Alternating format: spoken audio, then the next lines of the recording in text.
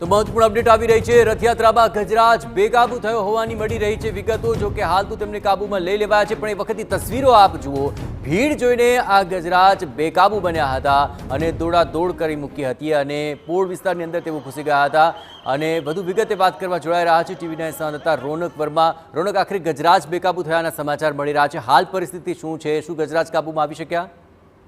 જયેશ, 148મી ઐતિહાસિક રથયાત્રા સતત આગળ વધી રહી છે, ત્યારે જે રથયાત્રાનું આગેવાની કરે છે તેવા ગજરાજ છે, તે ગજરાજ અત્યારે ખાડિયાની આસપાસ પહોંચ્યા હતા। તે દરમિયાન એક હાથીએ પોતાનું જે સંતુલન છે તે ગુમાવ્યું હતું અને સંતુલન ગુમાવતાની સાથે જે આસપાસનો વિસ્તાર છે ત્યાં આગળ દોડાદોડ કરી હતી, પરંતુ જે પ્રકારે તંત્ર દ્વારા સુરક્ષા વ્યવસ્થા અને તમામ વ્યવસ્થાઓ કરવામાં આવી હતી, જૂની ટીમ સતત જે હાથીની સાથે ચાલતી હતી તેમના દ્વારા તાત્કાલિક હાથીને જે રથયાત્રા છે તે જગ્યા ઉપરથી બાજુમાં લઈ જવામાં આવ્યો હતો અને ત્યારબાદ હાથી રોનક જોડાયેલા રહેજો। આપણી સાથે ડાયરેક્ટર કાંકરિયાના આર.કે. સાહુ સાહેબ જોડાયા છે। સાહુ સાહેબ, આખરે આ પ્રકારની જે પરિસ્થિતિ સર્જાતી હોય છે, આખરે કયું એવું કારણ રહેતું હોય છે કે શું ભીડ જોઈને ગજરાજ છે, હાથી છે તે બેકાબુ બનતા હોય છે? શું પરિસ્થિતિ સર્જાય અને આ પરિસ્થિતિઓને કાબૂમાં કરવા માટે પહેલેથી કેટલી તૈયારીઓ હતી?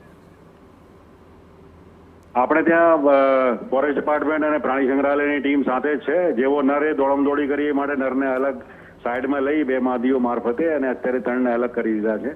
હાથીને અહીં બાંધવામાં આવ્યો છે અને હાથીને પછી હવે રથયાત્રામાં નરને સામેલ કરીશું નહીં, બાકી બધા હાથી યાત્રામાં રહેશે અને એને સાઈડમાં કરી લીધો દોડમદોડી કરતો હતો, એ માટે કોઈ કશું બનાવ બન્યો નથી। જી બિલકુલ, હવે તે રથયાત્રાનો ભાગ નહીં હોય હાથી, પરંતુ હાથી ભાગ રહેશે, નર હાથી એકલો જે છે એ નહીં રહે। જી, અન્ય તમામ જે ગજરાજો છે શું પહેલેથી જે પરીક્ષણ કરાયા હતા અને હવે કોઈ પરિસ્થિતિ આવી ન સર્જાય તે માટે કોઈ દેખરેખ? ગુજરાત રાજ્ય જે પરીક્ષણ કર્યો એમાં એ બરાબર જ છે।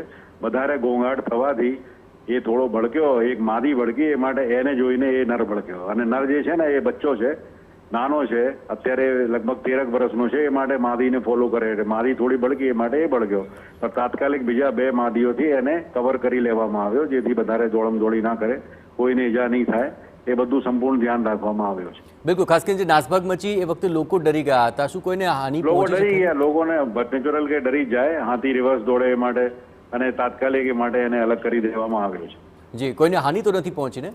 કોઈને હાનિ નહીં પહોંચી। ખૂબ ખૂબ આભાર સાહુ સાહેબ। તો સ્પષ્ટપણે જણાવી રહ્યા છે કે આ પ્રકારે જ્યારે ભીડ હોય છે, જે હાથી છે એની ઉંમર થોડી નાની છે, બાળ હાથી છે, અને તે આ ભીડ જોઈને ભડક્યો હતો અને ત્યારબાદ તેણે નાસભાગ મચાવી હતી, પરંતુ ઇન્જેક્શન દ્વારા તુરંત તેને કાબૂમાં લઈ લેવામાં આવ્યો અને હવે તે રથયાત્રાનો ભાગ નહીં હોય, તેને હવે રથયાત્રાની અંદર આગળના પડાવની અંદર નહીં લઈ જવામાં આવે કે જેથી તે આગામી સમયની અંદર રથયાત્રાની અંદર કોઈને નુકસાન ન પહોંચે તે માટે આ દેખરેખ કરાઈ છે। રોનક જોડાયેલા છે। રોનક, આખરે સાહુ સાહેબ હમણાં વાત કરી રહ્યા હતા, હવે તે રથયાત્રાનો ભાગ તો નહીં હોય, પણ હવે સુપેરે ચાલી રહી છે રથયાત્રા, પરંતુ જે સમયે હાથી બેકાબુ બન્યો, શું પરિસ્થિતિ ત્યાં સર્જાઈ હતી અને હવે રથયાત્રા કઈ દિશામાં આગળ ધપી રહી છે? રોનક જી બિલકુલ, જે પ્રકારે જે તંત્ર દ્વારા ખડે પગે અધિકારીઓ રાખવામાં આવ્યા છે, અમે પણ જે પ્રકારે સવારથી રથયાત્રાને ફોલો કરી રહ્યા છે।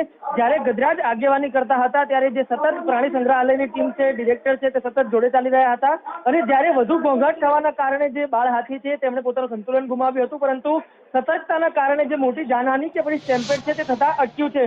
રથયાત્રા સ્વાભાવિક રીતે પાછલા 10 મિનિટથી જે ટ્રકો છે તે આગળ વધતા અટક્યા છે, પરંતુ આગળની જે વ્યવસ્થા છે તે સતત ચાલી રહી છે। ખાસ કરીને 148મી ઐતિહાસિક આ રથયાત્રા છે ને ધાર્મિક યાત્રા છે, તેમાં કોઈ પણ પ્રકારની ખલેલ ન પહોંચે તેના માટેનો એક પ્રયાસ છે, કેમ કે લાખો લોકો આ જે રથયાત્રા છે તેમાં જોડાતા હોય છે અને સુપેરે દિવસ દરમિયાન આ યાત્રા પાર પડે તેવું એક આયોજન હોય છે અને તેના જ માટે જે તંત્ર દ્વારા હાથી છે તેને કાબૂમાં કરી લેવામાં આવ્યો છે। એક હાથીને અત્યારે સાઈડમાં કરવામાં આવ્યો છે, તેના સિવાય જે રથયાત્રા છે તે રાબેતા મુજબ જ આગળ વધી રહી છે। થોડીક જ વારમાં ફરી એક વખત જે યાત્રા છે તે તેના નિયમિત સમય મુજબ આગળ વધશે। બિલકુલ રોનક, જાણવા માંગીશું કયો વિસ્તાર હતો કે જ્યાં આ ઘટના ઘટી અને નાસભાગ બાદ આખરે હાથી પણ અન્ય વિસ્તાર તરફ દોડી ગયો હતો? કયો એ વિસ્તાર હતો?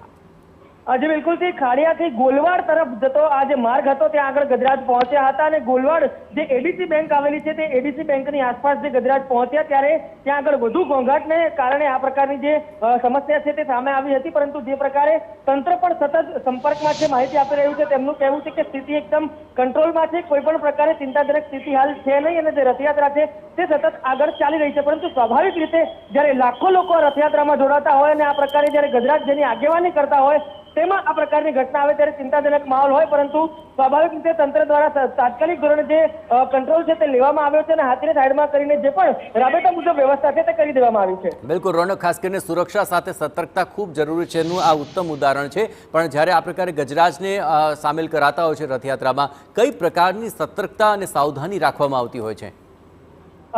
જેમ જયેશ આપ જાણો છો કે રથયાત્રા એ ધાર્મિક અનેરું મહત્વ ધરાવે છે અને ગજરાજ છે તે હંમેશાથી જ જે રથયાત્રા છે તેની આગેવાની કરતા રહ્યા છે.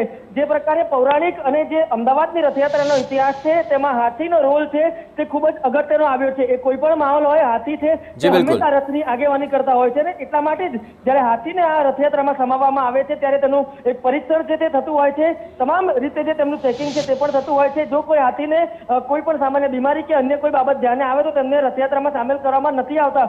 સંપૂર્ણપણે સ્વસ્થ હાથીને જ આ રથયાત્રામાં જોડવામાં આવતા હોય છે. પરંતુ સ્વાભાવિક રીતે કોઈ અવાજ વધારે હોય કે પછી અન્ય કોઈ કારણોસર આ પ્રકારની ઘટના આવે, પણ હાલ તંત્રનો સમગ્ર ઘટના ઉપર કાબુ છે અને રથયાત્રા છે તે રાબેતા મુજબ ચાલી રહી છે. બિલકુલ રોનક, નજર રાખતા રહેજો આ આખી રથયાત્રા પર. તો રોનક જણાવી રીતે પ્રમાણે હાથી અત્યારે અંડર કંટ્રોલ છે, પણ તે હવે રથયાત્રાનો ભાગ નથી. રથયાત્રામાંથી